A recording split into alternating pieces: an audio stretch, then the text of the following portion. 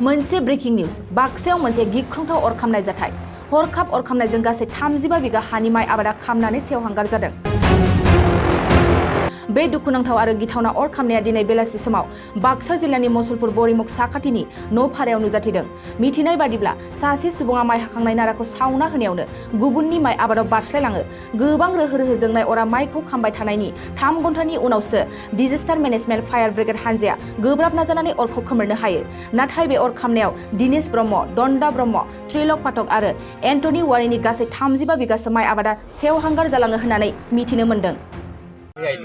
পিছত আমি আৰু একদম মানে লাগি গেলে আমাৰ ধানত জুইটো আমি আৰু একদম মানে কষ্ট কৰি পেলাই আমি তাৰমানে কিবা চাইছিল তাৰমানে নাই নহ'ল তাৰমানে পানী চানী লৈ কিনে একদম মানে বন্ধ কৰিব চাইছিল। কিমান বিঘা গ'ল আপোনাৰ? আমাৰতো 3 বিঘা। আমাৰতো 3 বিঘা। টোটেল কিমান মান হ'ব? টোটেল মোটামুটি 35 বিঘা মান হ'ব। 35 বিঘা মান হ'ব। গোটে সাৰখাৰ?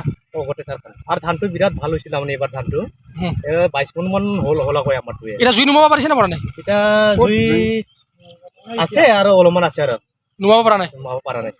কি আশা কৰিছিলে নে আপোনালোকে? আমিতো জীৱনত আমাৰতো এই মাত্ৰ 3 বিঘা এই মাটিটো সেইটো তাৰমানে আমিতো আৰু বছৰৰ কাৰণে তাৰমানে সেইটো চলি যায় তাৰমানে 3 বিঘাটো আমি আৰু 5জন পৰিয়াল এই 3 বিঘাটা আৰামছে মানে 5জন পৰিয়ালটো মানে মিলি যায় আৰু 1 বছৰৰ কাৰণে। বহুত কষ্ট কৰিছিল আপোনালোকে? বহুত কষ্ট কৰিছে আৰু আমি হাজিৰা লৈ কিনে আৰু কাটলাক হাজিৰাক আৰু 350 কে দিলাক আৰু খাৱা দিলাক।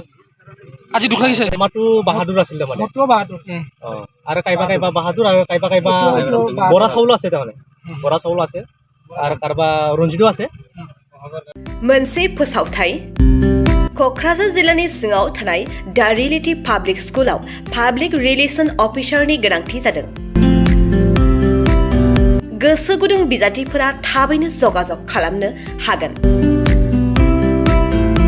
पाब्लिक रिलेशन अफिसारनि थाखाय बिजाथिया इंराजि आयदायाव MA खालामनाय जानांगोन नङाब्ला मास कमिउनिकेशन एन्ड जार्नालिज्म आयदायाव MA खालामनाय जानांगोन। बिनि थाखाय जेबो एक्सपिरियेन्सनि गोनांथि गैया।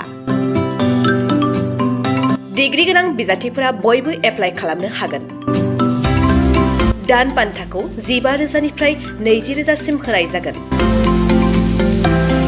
गोसो गुदुं बिजाथिफोरा रियेलिटी पाब्लिक स्कुल @gmail.com आव मेसेज हरनो हागोन नङाब्ला 9435293000 जानबुं अनजिमायाव जगाजग खालामहरनो हागोन।